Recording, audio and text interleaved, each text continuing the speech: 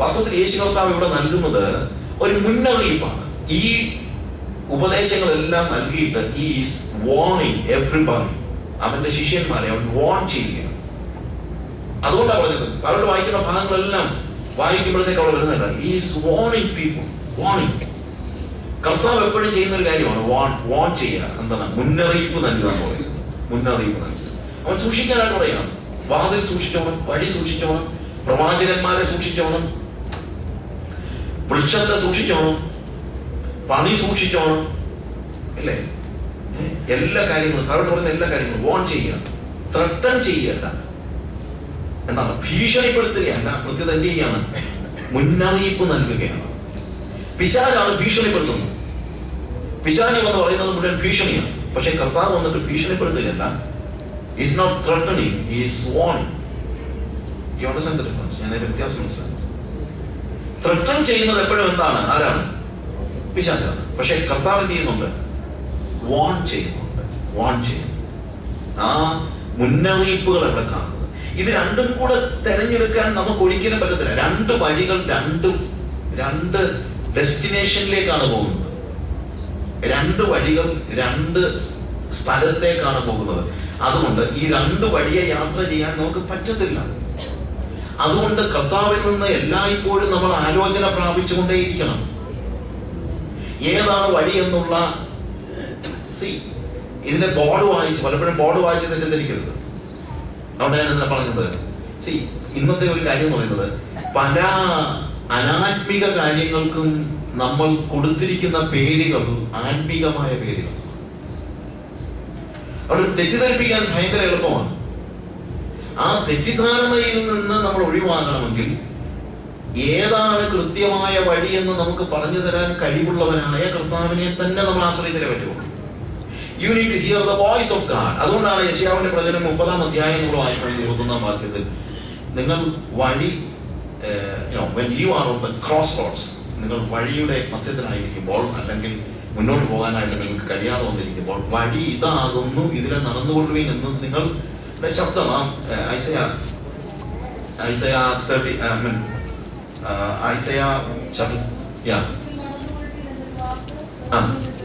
നോക്കുക. നിങ്ങൾ അത് കേൾക്കുമെന്നാ പറയുന്നത്. You will hear. എന്ത് കേൾക്കും? യെശയ്യാവിന്റെ പ്രവചനം 30-ന്റെ 21-ാം എന്താ കേൾക്കുന്നത്? വഴി ഇതാകുന്നു, ഇതിലെ നടന്നുകൊള്ളുവീൻ എന്നൊരു വാക്ക് നിങ്ങൾ പുറകിൽ നിന്ന് കേൾക്കും. ആ കേൾവി എന്നേ പോയി. കാര്യം നമ്മളാണ് ചൂസ് ചെയ്യുന്നത്. നമ്മൾ ചൂസ് ചെയ്യണം.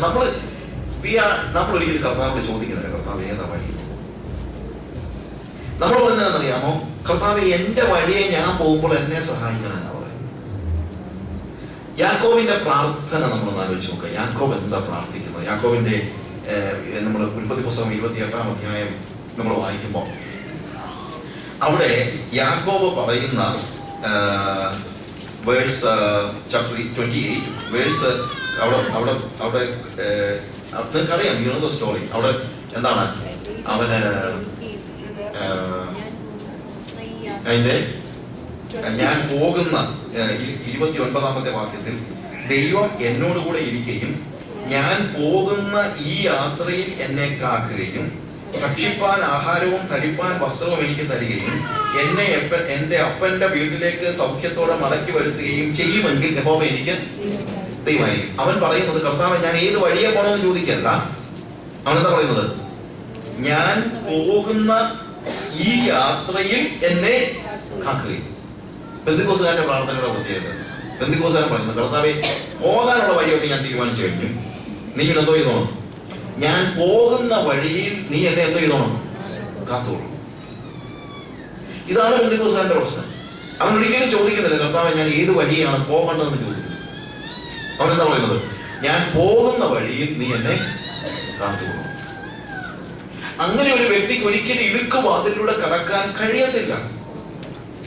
അവന് വഴി മനസ്സിലാക്കാൻ കഴിയത്തില്ല. വഴി മനസ്സിലാക്കണമെങ്കിൽ ദൈവശബ്ദം കേട്ടേ പറ്റൂ.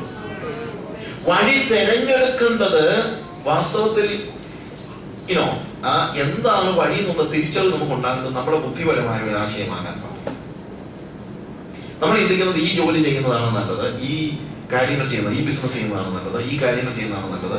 നമ്മളെല്ലാം പ്ലാൻഡ് ആയിട്ട് എല്ലാ കാര്യങ്ങളും ചെയ്തതിന് ശേഷം അതിന് കർത്താവേ നിനക്ക് അറിയാമല്ലോ ഞാൻ ഈ കാര്യങ്ങളെല്ലാം മുന്നോട്ട് കൊണ്ടുപോകാനായിട്ട് ആഗ്രഹിക്കുകയാണ് കർത്താവേ. അപ്പോൾ പാസ്റ്ററേയും വിളിക്കും, പാസ്റ്ററെ ഞാൻ ഓൾറെഡി എന്തെല്ലാം ചെയ്തിട്ടുണ്ട്, ഒരു പുതിയ ബിസിനസ് തുടങ്ങിയിട്ടുണ്ട്, ഞാനൊരു കാര്യങ്ങൾ ചെയ്തിട്ടുണ്ട്, ഒരു കാര്യങ്ങൾ പാസ്റ്റർ ഒന്ന് പ്രാർത്ഥിച്ച് ആഗ്രഹിക്കും.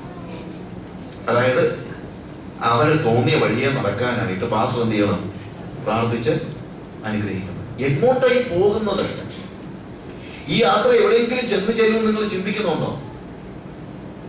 അത് വിശാലമായി കിടക്കുന്ന, നമ്മളെപ്പോഴും ചൂസ് ചെയ്യുന്ന വിശാലമായ വഴിയാണ്. നോർമലി നമ്മൾ ചൂസ് ചെയ്യുന്ന വിശാലമായ വഴിയാണ്. അസാമാന്യമായ ആത്മീയ കാഴ്ചപ്പാടുള്ള ഒരു വ്യക്തിക്ക് മാത്രമേ എന്ത് ചെയ്യാൻ പറ്റുള്ളൂ? ഞെരുക്കമുള്ള ഒരു വഴി തിരഞ്ഞെടുക്കാൻ പറ്റുള്ളൂ. ആത്മീകമായ കണ്ണുകൾ മാത്രമേ ഇതെങ്ങോട്ടും, നമ്മൾ ഡെസ്റ്റിനേഷൻ നോക്കി അല്ല യാത്ര പലപ്പോഴും തിരഞ്ഞെടുക്കുന്നത്. പ്രത്യേക when you feel that it is an easy way, we are always, നമ്മളെപ്പോഴും നോക്കുന്ന ഈസി വേ ആണ്. ആ ഈസി വഴിയെ പോകാനായിട്ട് നമ്മൾ എന്ത് ചെയ്യുന്നു? ഞാൻ കുറിയന്നൂർ എന്ന് പറയുന്ന സ്ഥലത്താണ് താമസിക്കുന്നത്. ഞങ്ങൾ അവിടെ നിന്ന് നേരെ ഡ്രൈവ് ചെയ്ത് തിരുവല്ല ജംഗ്ഷനിൽ SC ജംഗ്ഷൻ ചെന്ന് ഇടത്തോട്ട് പോയാൽ തിരുവനന്തപുരത്തിന്റെ പോകാൻ പറ്റും, വലത്തോട്ട് പോയാൽ കൊച്ചിക്ക് പോകാൻ പറ്റും. എനിക്ക് കൊച്ചി എയർപോർട്ടിൽ പോകാനായിട്ട് ഞാൻ ജംഗ്ഷനിൽ ചെന്ന് കഴിഞ്ഞിട്ട് ഇടത്തോട്ട് തിരിഞ്ഞ് ഡ്രൈവ് ചെയ്യാമെന്ന് വെച്ചു. എന്നിട്ട് കർത്താവേ എന്നെ കൊച്ചിയിൽ എത്തിക്കണമെന്ന് പ്രാർത്ഥിക്കാൻ ഞാൻ ചെയ്യും ഇല്ല. കർത്താവേ ഞാൻ എന്തുമാത്രം മുട്ടിപ്പായി പ്രാർത്ഥിച്ചിട്ട് നീ എന്നെ കൊച്ചി കൊണ്ടുപോകാത്തത് എന്ന് ചോദിച്ചാൽ അർത്ഥമൊന്നുമില്ല. അത് കൊച്ചിക്ക് പോകുന്ന വഴിയല്ല. കൊച്ചിക്ക് പോകുന്ന വഴിയിൽ കയറിയിട്ട് വേണം എന്തോ ചെയ്യാൻ, കൊച്ചിക്ക് കൊണ്ടുചെല്ലണം എന്നുള്ളത് പ്രാർത്ഥിക്കാനായിട്ട്. അപ്പൊ ഞാൻ പറയാണ്, പക്ഷെ എറണാകുളത്തോടുള്ള വഴി ഇപ്പം വളരെ മോശമാണ്, എന്നാൽ തിരുവനന്തപുരത്തോടുള്ള എക്സിലുള്ള ശരിയാക്കിയിട്ടിരിക്കുക, എന്നാ പിന്നെ അങ്ങോട്ടൊക്കെ പോയേക്കാന്ന് വെച്ച് കഴിഞ്ഞാൽ ഞാൻ കൊച്ചിക്ക്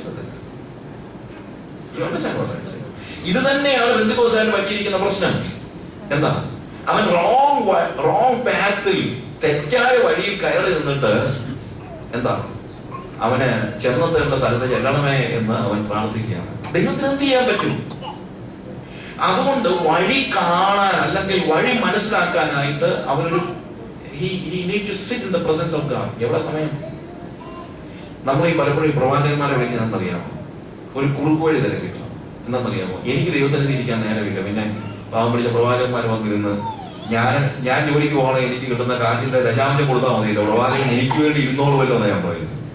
ഇതൊക്കെ എവിടുന്ന് പഠിച്ചു വെച്ച കാര്യങ്ങളാണ് എനിക്ക് മനസ്സിലാകുന്നില്ല. ദൈവസന്നിധി നിങ്ങൾ ഇരിക്കുന്നതിന് പകരം വേറൊരാളെ എടുക്കുന്നത് വേദപുസ്തകത്തിന്റെ തത്വമല്ല. You need to hear the voice of God. വഴി ഇതാകുന്നു, ഇതിലെ നടന്നുകൊള്ളുകയും എന്ന് പറയുന്ന കർത്താവിന്റെ ശബ്ദം കേൾക്കാൻ കഴിയാത്തവന് വേറൊരാളെ വെച്ച് അത് വഴി പഠിക്കാനായിട്ട് പറ്റത്തില്ല. നിങ്ങൾ കേട്ടാലേ പറ്റുള്ളൂ. ദൈവശബ്ദം നിങ്ങൾ കേട്ടാലേ പറ്റുള്ളൂ. അതിനുവേണ്ടി ഇരുന്നേലേ പറ്റുള്ളൂ. അതിനുവേണ്ടി ദിവസം തിന്നലേ പറ്റുള്ളൂ. കുറുക്കു വഴികൾ തിരക്കുന്നവൻ ഒരിക്കലും, ഷോർട്ട് കട്ട്സ് തിരക്കുന്നവൻ ഒരിക്കലും ഡെസ്റ്റിനേഷനിൽ ചെല്ലത്തില്ല. നിങ്ങൾക്ക് ചെല്ലേണ്ടുന്ന വഴി എന്താണ്? അവിടെ ചെല്ലണമെങ്കിൽ യാക്കോബിന്റെ പ്രാർത്ഥന അല്ല പ്രാർത്ഥിക്കുന്നത്. ഞാൻ പോകുന്ന ഈ വഴിയിൽ എന്നെ കാക്കണമെന്ന് പറയുന്ന പ്രാർത്ഥനയാണ് ബന്ധുക്കോസുകാരന്റെ പ്രാർത്ഥന. അത് നമ്മളങ്ങ് അക്സെപ്റ്റ് ചെയ്തിരിക്കുക അല്ലേ? ഇപ്പൊ അങ്ങനൊരു കാര്യം ഞാൻ പറയും, ഞാൻ പ്രാർത്ഥിച്ചാ തുടങ്ങിയെന്ന് പറയും. പ്രാർത്ഥിച്ചാണോ തീരുമാനിച്ചത് ചോദിക്കരുത്. എന്തോ പ്രാർത്ഥിച്ചല്ല തീരുമാനം എടുത്തത്, പിന്നെന്തോ ചെയ്തു? പ്രാർത്ഥിച്ചു തുടങ്ങി. അതായത് തീരുമാനം എടുത്തു കഴിഞ്ഞിട്ട് ഒടുവിൽ പിന്നെന്തോ ചെയ്തു? പ്രാർത്ഥിച്ചു. അത് വേദപുസ്തകത്തിന്റെ നിയമമല്ല. അപ്പൊ അതുകൊണ്ട് ഞെരുക്കമുള്ള വഴി തിരഞ്ഞെടുക്കുക. വോൺ ചെയ്യുമ്പോൾ ചൂസ് ചെയ്യാനായിട്ട് പറയാണ്. അത് കാരണമുണ്ട്. യേശു കർത്താവ് ചൂസ് ചെയ്തിട്ടാണ് പറയുന്നത്. കർത്താവ് അവന്റെ വഴി തിരഞ്ഞെടുത്തു. നമ്മള് ആ വഴി തിരഞ്ഞെടുക്കണം, ചൂസ് ചെയ്യണം. ഇടുക്ക് വാതിലിലൂടെ അകത്ത് കടത്തി. എന്നിട്ട് നടക്കേണ്ട വഴി എങ്ങനെയുള്ളതാണ്? ഞെരുക്കമുള്ള വഴിയെ നടക്കുക, പാപികളുടെ വഴിയെ നടക്കരുത്. നമ്മൾ സങ്കീർത്തനം 1-ാം വാക്യം വായിക്കുമ്പോൾ, 1-ാം അധ്യായം വായിക്കുമ്പോൾ നമ്മൾ കാണുന്നത് എന്താണ്?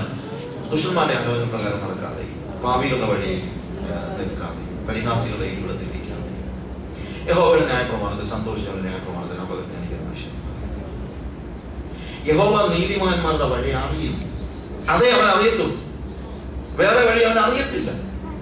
പാപികളുടെ വഴിയെ കുറിച്ച് ആകെ ദൈവത്തിന് അറിയാവുന്ന കാര്യം എന്ന് അറിയാം, അത് നാശകരം. പാപികളുടെ വഴിയോ നാശകരം. പാപികളുടെ വഴിയെ കർത്താവ് നടന്നിട്ടില്ല, കർത്താവിന് നടക്കാൻ പറ്റത്തില്ല. പാപികളുടെ വഴിയെക്കുറിച്ച് ഒരു കാര്യമേ കർത്താവ് പറയുന്നുള്ളൂ, അത് ചെന്നെത്തുന്നത് എവിടെയാണെന്നറിയാം എന്നാ ശ്രദ്ധ. അതുകൊണ്ട്